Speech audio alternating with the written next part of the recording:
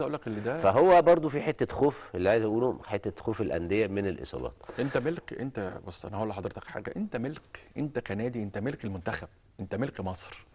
فدي ده انا بشايفه، يعني كل الاحترام، انا شايف ان ده عذر اقبح من ذنب. ليه؟ الاصابه. هو انت اشرف حكيمي، انت احسن من اشرف حكيمي ولا احياوي ولا الناس بتوع منتخب المغرب اللي كسبوا المغرب؟ وبعدين عايزين نقول برضو ايه، الحذر لا يمنع قدر. بالظبط. ايوه طبعا طبعا الحذر لا يمنع طبعا قدر. طبعا. طيب انا تعالى موافق بقى، في دي بقى. تعالى بقى انت كنت معترض لا على اللي لا، على فاتت. دي بس. طيب خلينا نروح لمنظومه الكوره هذا العام كده، ونستخلص مين افضل مدرب شفته في الموسم. كولر طبعا. مفيش غيره.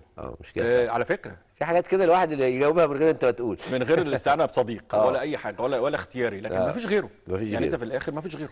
افضل فريق الاهلي. طبعا طبعا، دون منازع. ابصم بالعشره. طبعا. طيب افضل لاعب بقى.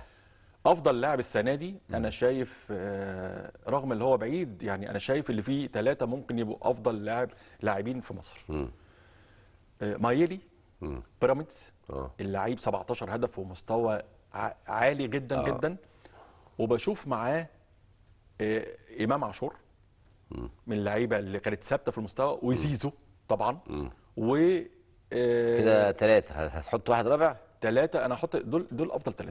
دول افضل 3. ومحمد عبد المنعم برضو انا شايف اللي هو من اللعيبه.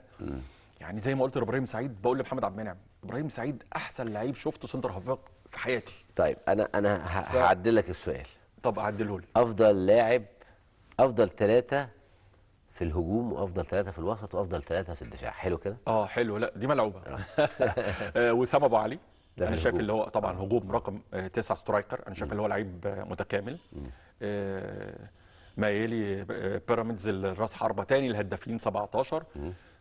الثالث يعني ما تقدرش تقول مين اللي جاي بعديهم قوي، يعني في مسافات خلاص كتير. يبقى 2. يبقى انت حطيت 2 في يبقى افضل. اول وثاني اعتقد ان دول احسن 2.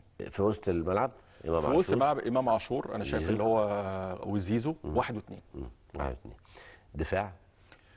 الدفاع، انا بحب اللعيبه الرجاله. يعني انا بحب اكرم توفيق قوي. بحب محمد عبد المنعم، والله بقى يرجعه بقى بالسلامه الونش. يعني اللعيبه، ويتصادف بقى ايه ده، انا هقول لك على حاجه بقى، يتصادف للثلاثه في شارع واحد في الزقازيق. تخيل. نفس المنطقه. والونش كان بيلعب في الاهلي، واكرم لعب في الزمالك، يعني وكلهم في مركز الدفاع. محمد عبد المنعم واكرم توفيق ومحمود الونش، ربنا يرجعه بالسلامه. طب بما انك انت اتكلمت على اكرم، هو اكرم توفيق شايف انه لعب اكتر او احسن في الزمالك ولا في الاهلي؟ اكرم توفيق ناشئين، ما كملش فيرست تيم في النادي الاهلي. لما لعب بقى طلع. خلي بالك انه كان مرتضى كان عايزه. ايوه صح، ده حقيقي. ده حقيقي. ورمضان صبحي، ما هو ما زال رمضان صبحي حتى الان بعد انضمام عبد الله السعيد. الراجل عنده 37 سنه وعمل فارق في نادي الزمالك، لان طبعا الدهن في العتاقي زي ما بنقول. فرمضان برضو نفس القصه، رمضان عايز يسيب بيراميدز بعد المشكله بتاعته الوهميه اللي اتحلت، اللي ما فيهاش حاجه. اللي هي بتاعت المنشطات. وهميه يعني عايز يرجع للزمالك طبعا.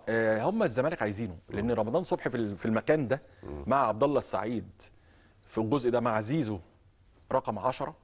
فرقه جباره. هيبقى فريق كويس، هيقدر اللي هو ينافس. يعني افضل بقى